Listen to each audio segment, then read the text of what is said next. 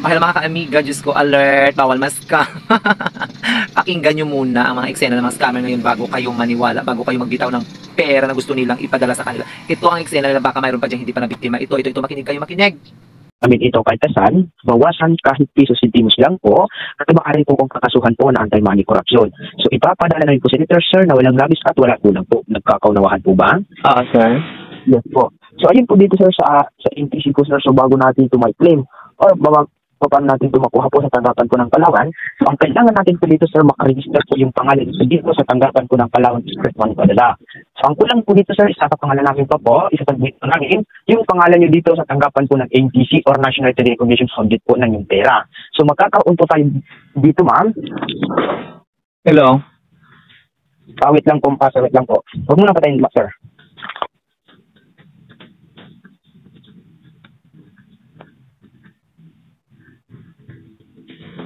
Hello sir? Yes, sir. Yes po. So, ayun po dito sir sa ating nababasa dito sa sulat po ng taga-NTC. So, bago natin ito may claim, so dadaan po tayo sa registration. Ang hilig sabihin po ng registration, isa sa pangalan namin pa po yung naturang panalo dito sa certificate of winning prize. Di ba po sir, natatag ko sa inyo yung certificate winning prize po na wala po nakalagay po ang pangalan dyan po sir, di ba? Yes po. Doon namin po sir ilalagay po yung pangalan niyo sir. So magkakaroon po tayo dito na makakabilan or tatawagan namin po dito na ma-approve po na sa ngayon po na araw. So ang total po ng maabil po dito sir na 150 pesos po sir. Yung registration po ng yung pangalan para i-transfer po namin po yung parents sir sa tanggapan po ng Palawan Express Money Padala. Okay? Magkano registration, sir? Yes po. Nasa 150 pesos po sir. So wag niyo po yan alalanin, ahabalin po kasi makakabalik din po sa inyo yan. Agad-agadan po. Yan po yung kulang po sir. Paunawin na yung parents sir sa tanggapan po ng Palawan Express Money Padala. Sir? Yes, sir.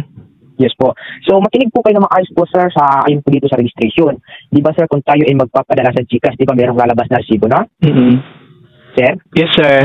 Yes po. And then resibo lamang po ang kinukuha po ng NTC po sir upang sa ngayon i-transfer po namin po yung pera nyo dito sa tanggapan po ng Palawan Express Money Padala. So ako lang po mismo magbigay po sa inyo sir ng 7 control number sa tanggapan po ng Palawan Express Money Padala. Kung na-afforded po yung registration po na yung pangalan dito sa aming tanggapan. Okay po ba sir? Okay, sir. Yes po. So ma-afforded niyo po ba or di kaya maabil niyo po sa yung 850 pesos at papatungo po sir ng tanggapan po ng Palawan? Paano ko pa maipadala yung 850, sir? Yes po. So ganito sir, ipapasa po sa inyo sir yung GCash name, GCash number po ng NTC upang sa ngayon doon po kayo makapag-cash in. And then huwag niyo po kalimutan picturean po sir yung receipt sir ha. Sige, sir. Sige po. So mga ilang oras or di kaya mga ilang minuto po maghahantay po dito kasi paundawin na po sir sa tanggapan po ng Palawan Express Money Padala sir. Maya, sir, alis na ako, mag-aayos lang ako. Yes po, yes po. So pwede ba kitang bigyan po ng payo sir? Sige, sir.